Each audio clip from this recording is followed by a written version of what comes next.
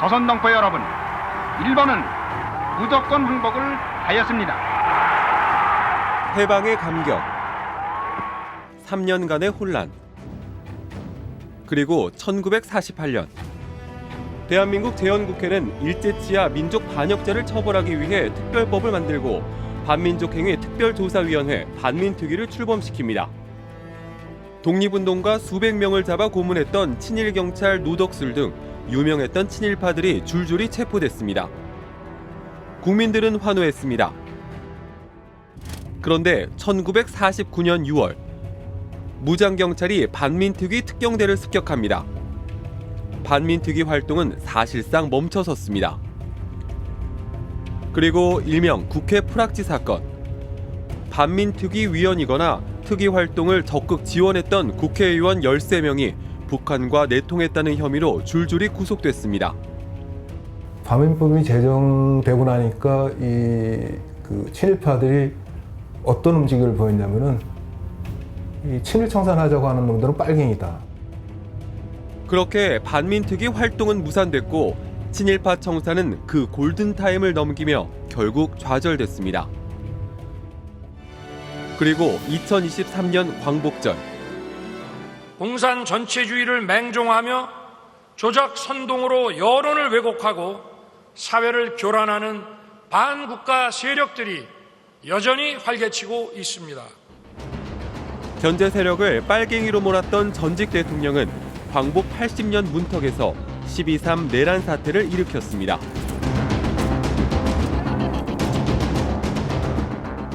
(77년) 전 친일 행위 단죄를 위해 재헌헌법의 근거에 출범했던 반민특위. 반민특위 청사가 있던 건물 앞에 세워졌던 이 기념 표지석은 해당 건물이 외국계 자본에 팔리면서 이제 갈 곳 없는 신세가 됐습니다. 해방 직후 가장 시급했던 역사적 과제 친일 청사는 반민특위의 해체와 함께 무산됐고 지금까지도 우리 역사의 가장 큰 오점으로 남아 있습니다. 당시 친일 세력은 반민특위를 집요하게 공격했고 그 핵심 논리는 지금도 우리에게 익숙한 이른바 빨갱이몰이였습니다. 1948년 대한민국 재헌의회가 만든 우리 헌법. 이 헌법 101조엔 1945년 8월 15일 이전의 악질적인 반민족 행위를 처벌할 수 있는 특별법을 제정할 수 있다는 조항이 명시됐습니다. 재헌의회는 이 헌법 조항에 근거해 반민족 행위 처벌법을 압도적 지지로 통과시켰습니다. 반민특위 위원장은 임시정부에서 활동한 독립운동가이자 재헌국회의원 김상덕 선생, 그리고 9명의 국회의원들이 조사위원을 맡았습니다. 조사에 착수한 반민특위는 독립운동가들을 고문했던 악명 높았던 친일경찰 노덕술과 김태석, 친일 자본가 박흥식과 소설가 춘원 이광수 등 친일 반민족 행위자들을 줄줄이 체포했습니다. 노덕술의 재판이 열리자 독일 나치 전범을 심판했던 뉘른베르크 재판에 빗대어 한국판 뉘른베르크란 제목의 기사가 신문 지면을 장식하기도 했습니다. 아주 상징적인 장면이죠. 첫 재판이고 친일파 청산이라는 우리 국민들의 그 열의가 아주 대단했거든요. 반민특위의 친일 단죄 시도는 국민들의 압도적인 성원을 받았지만 친일 세력의 지지를 받았던 이승만 대통령은 공개적으로 반발했습니다. 특히 친일 경찰 노덕술이 구속된 직후 이승만은 반민특위의 행동이 지나쳐 국가 치안에 방해가 된다며 특경대를 없애야 한다는 담화문을 발표했습니다.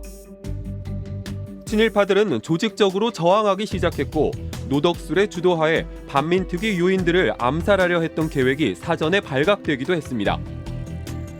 그리고 1949년 5월 반민특위를 무력화시키는 발단이 된 사건이 터집니다. 이른바 국회 프락치 사건. 이승만 정권은 북한에 간첩 노릇을 했다는 혐의로 재헌국회의원 15명을 체포했습니다. 이들 대부분이 반민특위 위원으로 활동 중이거나 반민특위법을 적극 지지했던 소장파 의원들이었습니다. 당연히 반민특위 활동은 크게 위축됐고 정상적인 수사도 불가능해졌습니다.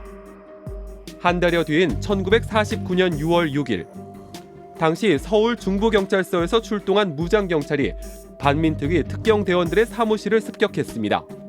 특경대원들을 무장해제하고 강제 해산시킨 겁니다. 이틀 뒤 이승만 대통령은 외신과의 인터뷰에서 자신이 특경대 해산을 지시했다고 밝혔습니다. 반민특위 특경대가 친일 경찰 척결을 명목으로 경찰을 무리하게 수사한다는 이유였습니다. 친일 경찰 가운데 대표적인 사람이라고 알려진 노덕술을 체포한 게 계기가 돼가지고 노덕술 밑에 있던 경찰이 반민특위 특경대를 습격해가지고 무장해제를 시키거든요. 대한민국 대연헌법의 근거에 출범한 반민특위를 대한민국 대통령의 명령을 받은 경찰이 무력을 사용해 강제 해산시킨 사건. 대연헌법을 짓밟은 겁니다. 아니 어떤 기관이 헌법기관을 갖다 백조해 말이지 말 한마디 없앱니까? 말이 안 되는 거 아닙니까? 체포된 친일파들은 이후 줄줄이 무죄로 풀려났습니다. 경찰의 습격을 받은 지 4개월 뒤 그렇게 반민특위는 친일 반민족 행위 처벌이라는 사명을 다하지 못한 채 해체됐습니다. 반민특위가 재판에 넘긴 사건만 221건, 그중 사형과 무기징역은 각각 1명, 18명에 대해 공민권 정지형이 내려졌지만 1950년 3월까지 형 집행정지 등으로 전원 풀려났습니다. 해방된 대한민국은 민족을 배반했던 친일파 단죄를 이렇게 좌절시켰습니다. 제국주의의 식민 지배를 받았던 나라 또는 점령지가 되었던 나라 가운데 해방이 되고 난 다음에 민족을 배반한 사람을 처벌하지 않고 넘어간 나라는 없습니다. 예외가 딱 하나 있습니다. 바로 한국입니다. 반민특위 위원들을 북한의 간첩으로 몰아 체포했던 국회 풀학치 사건. 구속됐던 의원 13명은 재판정에서 가혹한 고문으로 거짓 자백을 했다. 경찰은 모두 자기들이 쓰고 싶은 것만 적었다고 진술했지만 유죄 판결은 면하지 못했습니다. 피고들은 다 법정에서 고문 때문에 허위 자백을 했다. 할 수밖에 없었던. 법정에서도 피고들이 강력하게 주장을 했지만 다 깡그리 무시가 됐었던 거죠. 그러니까 우리나라 재판 역사에서 가장 편파적인 재판이라고 들 수 있고. 70여 년이 지나 당시 체포됐던 의원들의 후손들은 이 사건이 고문에 의한 조작이라며 재조사를 요구했고, 올해 4월 진실화해위원회는 국회 풀학치 사건에 고문과 가혹행위가 있었다며 대상자들에 대한 명예회복 조치를 권고했습니다. 나아가 국가 차원이 제대로 된 조사와 진상규명을 촉구하는 바입니다. 사법부는 이 사건을 다시 재심을 통해 진실을 규명해야 합니다. 재조사 보고서엔 당시 헌병대가 영장 제시도 하지 않았고 범죄 사실도 고지하지 않는 등 국회의원 체포 과정부터 법을 위반했고 고문과 가혹행위로 자백을 받아냈다는 사실이 적시됐습니다. 하지만 진실화해위는 이승만 정권이 반민특위로 대표되는 친일청산 작업을 막기 위해 사건을 조작했다는 판단까지는 내리지 않았습니다.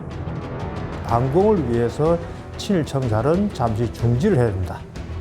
그게 그 사람들의 주장이었고, 또 그래야만 자신들의 행위를 사실은 이제 반공이라는 논리로 합리화시킬 수 있으니까 그걸 이제 보호받을 수가 있죠. 국회 풀학치 사건으로 체포됐거나 반민특위를 지지했던 의원들의 후손에겐 빨갱이라는 주홍 글씨가 따라다녔습니다. 저는 진짜 빨갱이라는 그 소리가 듣기 싫습니다. 빨갱이. 빨갱이로 우리는 살아왔어요. 친척도 우리를 못 본 척 했어요. 자기네들이 당하기 때문에. 저 밖에 엄마 와 있다. 그래서 나가 보니까 엄마가 내 집에 못 들어오는 게 그 집에 고모네 집에 피해가 갈까봐 못 들어오신 거더라고요. 보신 것처럼 해방 직후 친일 세력은 반민특위의 친일 청산 작업을 일종의 종북 프레임으로 몰아서 좌절시켰습니다. 그 결과 뒤틀린 우리 현대사를 지적하며 회자되는 말이죠. 독립운동을 하면 3대가 망하고 친일하면 3대가 흥한다. 안타깝게도 아직도 이 말을 부정하기 어려운 게 현실입니다. 헌법을 짓밟았던 12.3 내란에 대한 단죄가 진행 중인 광복 80주년. 친일 세력에 의해 무너졌던 반민특위의 교훈은 그 어느 때보다 특별하게 다가오고 있습니다. 반민특위 위원장을 맡았던 독립운동가 고 김상덕 선생의 장남 김정육 씨. 어린 시절 아버지가 독립운동을 하던 중국에서 지내야 했고 일제 탄압을 피해 다녔던 아버지는 집안 형편을 돌볼 수 없었기에 가족들 모두 가난에 시달렸습니다. 제대로 먹지 못해 3살 난 막내 여동생이 중국에서 세상을 떠났던 날, 어린 딸의 시신을 안고 눈물을 흘리던 아버지의 모습이 아직도 생생하다고 합니다. 막내가 갑자기 죽어요. 진단 결과 굶어서 죽은 거예요. 3살짜리 보고 복숭아, 무슨 당근 이런 거 먹어가지고 견딜 수가 없잖아요. 김상덕 선생이 6.25 전쟁 중 북한군에 의해 납북된 뒤에는 독립운동가의 후예라는 명예 대신 빨갱이 가족이라는 비난을 달고 살아야 했습니다. 그 당시 취직하려고 그러면은 신원 보증서가요. 그 신원 증명서 발급을 신청을 했어요. 했더니 담당 직원이 왜 발행 불가로 나옵니다. 납북자는 그 빨갱이다 이렇게 빨갱이로 규정해버리고. 당연히 수입이 좋은 직장을 잡을 수 없었습니다. 올해 90살인 김정육 씨는 5년 전 독립유공자 혜택을 받아 지금의 공공임대 아파트로 이주해 오기 전까지 일생 대부분을 막노동과 신문 배달 등을 하며 월세방을 전전해야 했습니다. 상하이 임시정부에서 활동하고 항일 무장투쟁에 동참했던 독립운동가 김동삼 선생의 손녀 김복생 씨. 김 씨의 할아버지도 중국에서 독립운동을 하느라 가정을 돌보지 못했습니다. 중국에서 태어난 김 씨 역시 어려운 형편 탓에 제대로 학교를 다니지 못했고 평생 가난에 시달렸습니다. 지금도 20제곱미터 8평짜리 반지하 주택에서 살고 있습니다. 김 씨는 독립운동을 하면 3대가 망한다는 말을 자신의 삶에서 체감하고 있다고 말합니다. 또 독립유공자들이 3대가 망한다는 원인이 있어요. 할아버지 외할아버지가 독립하다니까 아버지가 공부를 많이 못하고 매일 그 일경에 쫓아다니려고 생활도 어렵고 우리 후대들이 공부를 많이 못했단 말이에요. 그러니까 출세라는 게 뭐라도 알아야 하는데 배우지 못하니까 어떻게 출세를 하겠어요. 독립유공자들의 평균 연소득은 일반 국민의 절반 수준에 불과합니다. 또 43%가 중졸 이하의 학력이었습니다. 반면 일제치하에서 부와 권력을 누리고 높은 수준의 교육을 받았던 친일 세력과 그 후손들의 삶은 해방 이후에도 그대로 유지됐습니다. 지난 2005년 노무현 정부는 특별법을 제정해 일제야 친일 반민족 행위를 대대적으로 조사했고 1,006명의 친일 반민족 행위자 명단을 발표해 역사에 기록했습니다. 이 명단을 기록한 정부 보고서는 지금도 국회 도서관 홈페이지에서 누구나 볼 수 있습니다. 이 1,006명의 명단엔 조선, 동아일보의 창업주를 비롯해 연세대와 고려대, 이화여대 등 명문 사립대의 총장, 해방 뒤에도 정관계 고위직을 지낸 인사의 조상들이 일일이 열거하기 힘들 만큼 포함되어 있습니다. 노무현 정부에서 친일 반민족 행위에 대한 최소한의 기록이 이루어졌지만 이명박, 박근혜 정부를 거치며 뉴라이트와 극우 세력의 역사 왜곡은 거세졌고 윤석열 정부에 와서 극에 달했습니다. 평화의 소녀상 앞을 대형 일장기를 들고 점거한 뒤 위안부는 자발적 성매매라고 모욕했습니다. 이 위안부 문제는 처음부터 끝까지 전부 다 거짓말입니다. 이 성매매 여성 동상을 전국 지천에 155개, 155개나 깔아놨습니다.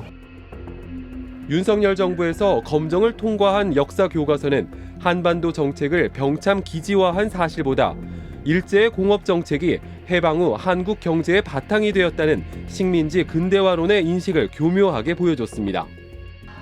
극우 유튜버들은 독립운동가들을 노골적으로 폄하하고 색깔론을 씌워 공격했습니다. 독립운동가들, 승률 1%도 안 되는 그 무장투쟁을 했던 독립운동가들 덕분에 우리가 있다? 전혀 동의할 수 없습니다. 전혀 1도 동의할 수 없습니다. 극우적 역사관을 가진 인물들이 정부 요직에 진출했고 대표적 무장독립투쟁 영웅인 홍범도 장군 흉상을 철거하려는 시도로까지 이어졌습니다.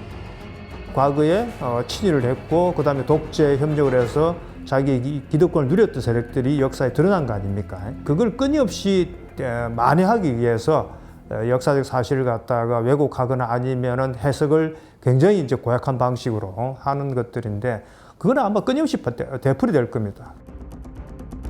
극우 세력의 공격 탓인지 독립유공자와 그 후손들은 살면서 가장 어려운 점으로 경제적 어려움보다는 독립운동에 대한 폄하와 역사 왜곡을 꼽고 있는 것으로 조사됐습니다. 해방 직후 대한민국 재헌헌법에 의거해 시작됐던 반민특위의 친일청산. 이승만 정권은 헌법에 의거해 출범한 반민특위를 반공 논리를 앞세워 무력으로 주저앉혔습니다. 친일 청산에 실패한 게 아니라 친일파 민족 반역자를 청산하자고 주장하던 민족적 양심을 가진 세력이 친일파한테 거꾸로 청산당했습니다. 그러니까 그 세력이 쭉 이어져 온 거죠. 그리고 광복 80년이 되는 해를 불과 며칠 앞둔 밤, 윤석열 전 대통령도 무력을 동원해 대한민국의 헌법 질서를 파괴하려 했습니다. 내세웠던 명분 역시 반민특위를 해산시켰던 이승만과 비슷했습니다. 파렴치한 종북 반국가 세력들을 일거에 척결하고 자유 헌정 질서를 지키기 위해 비상계엄을 선포합니다. 대한민국은 12.3 내란 사태의 법률적 단죄 국면을 맞이한 상태입니다. 단죄의 골든타임을 놓쳤을 때 역사적 정의가 얼마나 심각하게 파괴되는지 광복 80주년을 맞은 지금 해방 직후 좌절된 반민특위의 교훈이 그 어느 때보다 절실하게 말해주고 있습니다. 그 역사가 되풀이 된다는 말이 맞습니다. 공권력을 불법으로 동원해가지고 사실은 반민특위 무장대, 그러니까 특경대 무장을 해제시킨 거는 사실은 헌법을 파괴한 거거든요.